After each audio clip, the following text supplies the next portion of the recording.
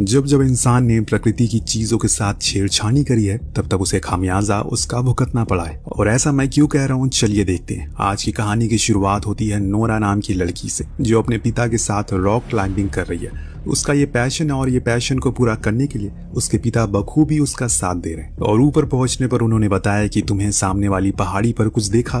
तो नोरा ने कहा कि नहीं, वहां ऐसा क्या है? उन्होंने जवाब में कहा कि वहां पर शायद तुम्हें ट्रॉल्स दिखे, वो शक्तियां जो आज से कई साल पहले विलुप्त हो चुकी हैं, पर कुछ लोगों का मानना है कि उन्हें आज भी देखा जा सकता है। दरअसल एक रोज की बात है जब सारे ट्रोल यानी कि कुछ ऐसे क्रिएचर जो कि बौने होते हैं, जब वो सभी पार्टी करके घर लौट रहे थे तो उन्हें पता ही नहीं चला कि कब सुबह हो गई। और जैसे ही उन पर सूरज की किरणें पड़ी वो सभी पत्थर के बन गए और गायब हो गए। अगर तुम अपनी मन की आंखों से देखोगी तो वो तुम्हें सामने वाले पहाड़ पर जरूर दिखेंगे। अपने पिता की बात को मानते हुए नोरा ऐसा करती है, पर उसे ऐसा कुछ दिखाई नहीं देता। लेकिन हाँ, हम जरूर कुछ आकृतियों को देख पाते हैं जो कहीं न कहीं हॉल की बातों को सच साबित कर रहे थे। अब यहाँ से सीन शिफ्ट होता है 20 साल आगे, जब हम एक कंस्ट्रक्शन कंपनी को टनल की खुदाई करते हुए पाते हैं। लेकिन बाहर खड़े कुछ प्रदर्शनकारी उन्हें ऐसा करने से रोक रहे थे, क्योंकि उनका कहना है कि ऐसा करने पर वो लोग पहाड़ों को चोट पहुंचा रहे हैं, क्योंकि उनके अंदर भी जान होती है। लेकिन कंपनी का लीडर उनके सामने ही विस्फोट कर देता है। लेकिन उसके कुछ ही देर बाद मानो कुछ भयानक चीज आगे बढ़ने लगती है। उसके कदमों की आवाज से जितने भी वर्कर थे सबके सब उस साइट को छोड़कर भाग जाते हैं, क्योंकि आधी से ज्यादा टनल गिर चुकी थी।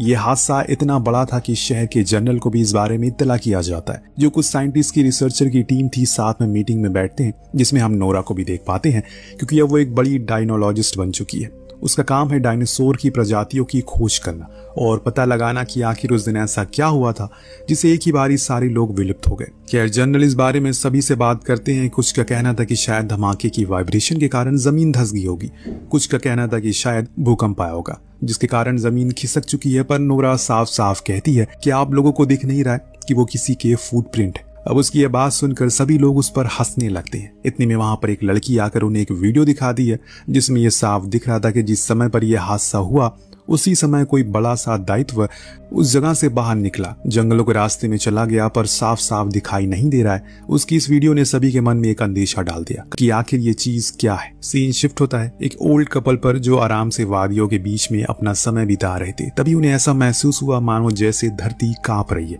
हर चीज गिरकर टूटने लगी। इसीलिए वो फौरन घर में बने तय खाने में जाकर छुप जाते हैं। पर जब बाहर निकले तो देखा कि उनका घर तो है ही नहीं।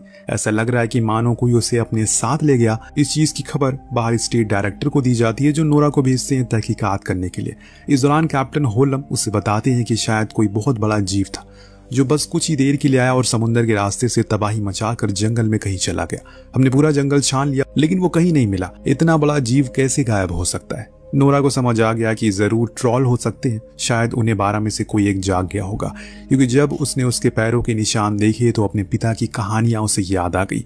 हालांकि उसे इन चीजों पर यकीन नहीं है, लेकिन जब सब कुछ उसके सामने है तो उसे भी यकीन करना ही पड़ा। उसी को खोजने के लिए ये लोग उस जगह के आसपास सारी जगहों को थर्मल पावर से भी चेक करते हैं, पर कुछ भी ऐसा निशान नहीं मिला जिससे ये साबित हो सके कोई यहाँ पर आया था। अब नोरा को अपने पिता के घर जाना पड़ा, जो पहाड़ों के बीच में रहते थे और अपने काम को लेकर इतना फोकस्ड है उन्हें अपना कुछ ख्याल नहीं था। यहाँ तक कि वो अपनी पैंट तक पहनना भूल गए थे। पर उन्होंने इस बीते सालों में सिर्फ ट्रॉल के ऊपर रिसर्च की, इसीलिए नोरा को लगा कि उन्हें बेहतर इस केस के बारे में और जानकारी ले सकती है। जब ये सभी उनके घर में घुसे तो चारों ओर बस ट्रॉल की तस्वीरें, पेपर कटिंग और कुछ नाजीज के टाइम के आर्टिकल छपे थे, जो देख नोरा का साथी तो हंसने लगा कि आपको सच में लगता है कि ट्रॉल जैसी चीज एग्जिस्ट करती है? वो सुन वो गुस्सा हो गए, पर नोरा उन्हें शांत करवा दिया और फिर वो वीडियो दिखाया जिसमें हल्की सी झलक देखी गई थी। उनका कहना था कि ऐसा कुछ 20 साल पहले हुआ था और मैंने इस बारे में शहर के लोगों को बताना भी चाहा, लेकिन उन्होंने मुझे पागल समझा और शहर से भगा दिया।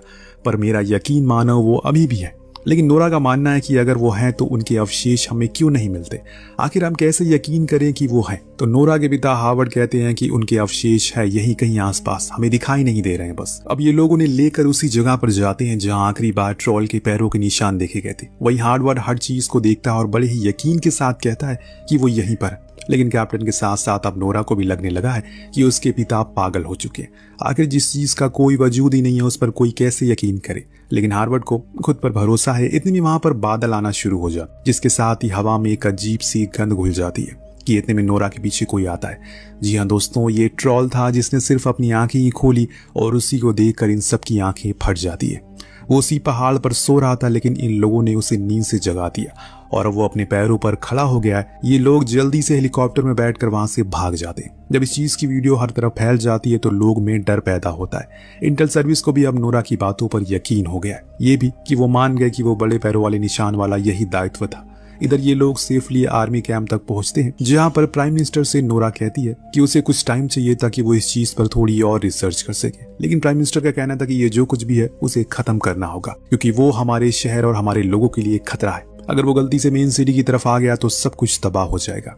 लेकिन हार्वर्ड इस बात से नाराज थे, क्योंकि वो इसमें ट्रोल की कोई गलती नहीं है, वो तो आराम से सो रहा है। लेकिन इंसानों को ही खुजली थी ज्यादा डेवलपमेंट करने की, और अब वो जाग गया है।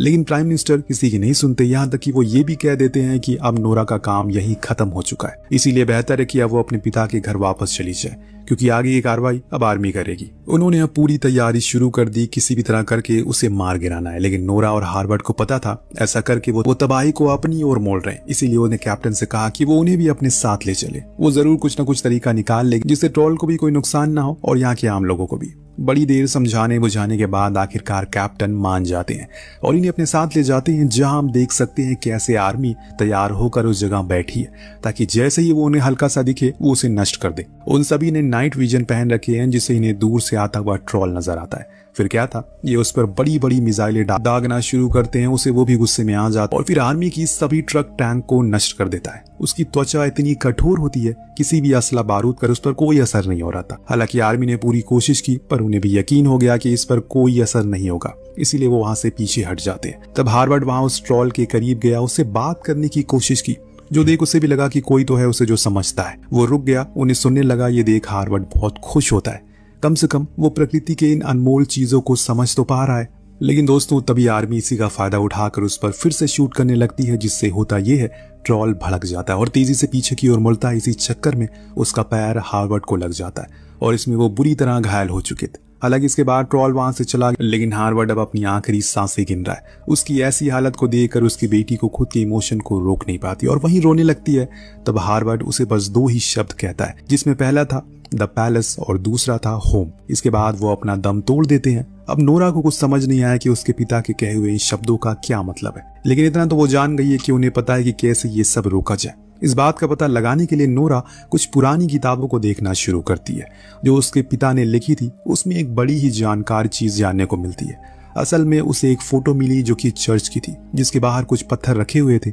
वहां के लोगों का मानना था कि ट्रोल को चर्च में बजने वाली घंटियां बिल्कुल पसंद नहीं है और इसीलिए वो हमेशा उस पर पत्थर फेंका करते हैं, जो लोगों को आज भी इकट्ठा करके रखती है। इसीलिए नोरा चाहती है हमें उसे बेल से भगाना चाहिए। अब ये सुन पीएम उसकी बात को नकार देते हैं, लेकिन जब कैप्टन बताता है कि हमारे सारे एडवांस हथियार फेल हो चुके हैं, इसीलिए हमें एक बारी उसकी बात को आजमाना चाहिए, हो सकता है कि इसका कोई फायदा हो जाए। अब नेक्स्ट सीन में हम एक चिल्ड्रन पार्क को देखते हैं जहां पर सब कुछ अच्छा चल रहा है, लेकिन तभी वहां खतरनाक धमाका महसूस होता है। जी हाँ दोस्तों, वो आ चुका है। उसे रोकने के लिए आर्मी भी वहां पहुंच गई, लेकिन इस बारी वो हमला नहीं करते, बल्कि उन्होंने अपने हेलीकॉप्टर के नीचे बेल लगाए हुए हैं, जिसकी आवाजों से ट्रोल परेशान हो जाता है और सब कुछ तोड़ने फोड़ने लगता है।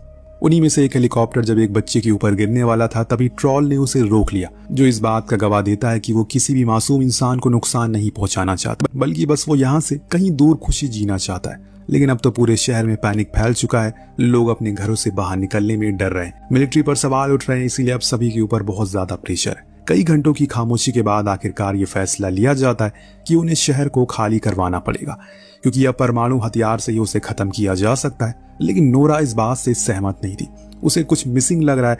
तभी उसे अपने पिता के कहे गए आखिरी शब्द याद आते हैं, जिसे पता लगाने के लिए वो सीधा द रॉयल पैलेस गई, जहां किंग और पीएम ने उन्हें अंदर आने की अनुमति दे दी, क्योंकि वो उसके पिता को जानते थे। जब नोरा ने बताया कि उन्हें इस पैलेस को खाली करना होगा क्योंकि उनके ऊपर शायद खतरा है, तब उस शख्स ने बताया कि इस बारे में उन्हें पहले से पता है। दरअसल यहाँ पर 1000 साल पहले एक पहाड़ी राजा इंसानों के बीच रहता था, जिसकी सभी पूजा करते थे।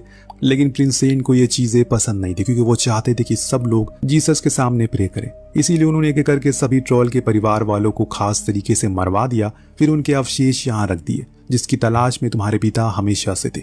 जब नोरा उस जगह पर बने एक तहखाने को देखती है तो उसके होश उड़ जाते हैं। वहाँ पूरे ट्रॉल के परिवार के कंकाल पड़े थे। और इसके बाद पीएम ने बताया कि जमाने के प्रिंस ने सिर्फ एक बच्चे को छोड़ दिया था, हो सकता है कि वो अब बड़ा हो गया और अपने घर वापस लौटने की कोशिश कर रहा हो। इस बीच नोरा उन कंकालों को देखने के लिए उस पर टॉर्च मारती है तो वो पत्थर के होने लगते हैं, जिससे उसे अपने पिता की कही हुई बात याद आती है, कैसे वो सूरज की किरणों के संपर्क में आते ही पत्थर के बन जाते हैं। यानी कि रोशनी उनकी दुश्मन और अंधेरा उनका दोस्त है। अब उसका साथी कहता है कि हमें तो उसे कई बार रोशनी में भी देखा। तब नोरा कहती है कि नहीं, उस समय सूरज नहीं था, घने बादल थे।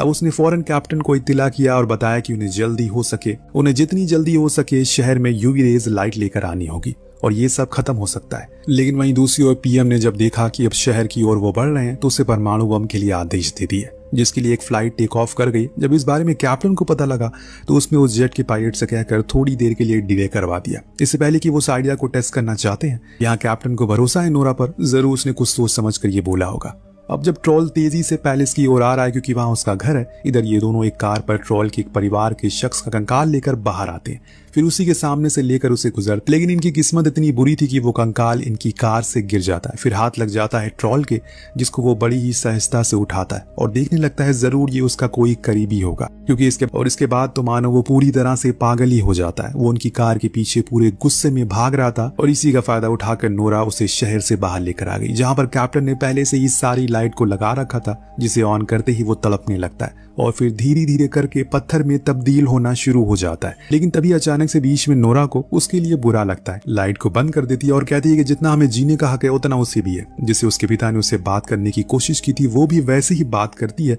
और बोलती है कि उसे यहाँ से वापस पहाड़ों में चले जाना चाहिए, वरना ये लोग उसे मार देंगे।